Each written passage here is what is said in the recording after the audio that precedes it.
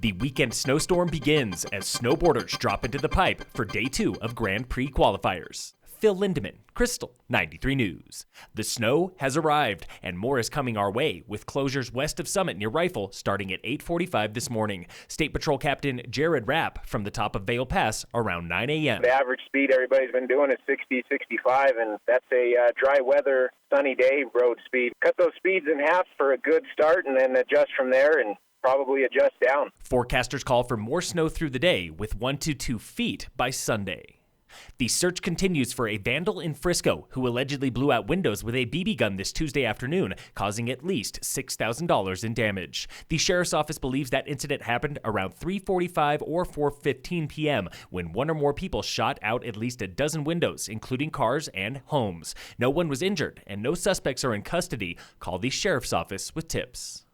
The International Snow Sculpture Championships will look a little different and smaller in 2021. At this week's council meeting, Breck Council heard that next year's event will feature a single large sculpture built by a team of all-star champions from past years. That decision is led by construction on Breck's new downtown parking structure. Officials say road closures and detours will not mix well with snow sculpture crowds when construction begins next year. This year's event is same as usual, with a dozen international teams sculpting for glory in January.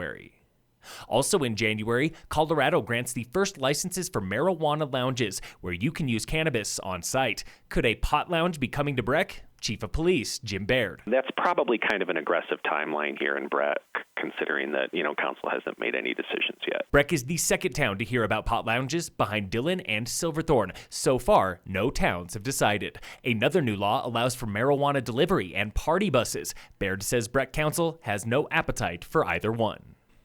Tensions were high at a recent school board meeting in Steamboat Springs when a half-dozen parents and local victim advocates told board members of rampant sexual harassment and abuse at Steamboat High School. The Steamboat Times reports parents of at least 6 teenage girls addressed the board, sharing stories of reports that went ignored and silence from administrators. Superintendent Brad Meeks responded in a letter to parents saying these instances are rare, but that does not diminish the importance of dealing with child abuse.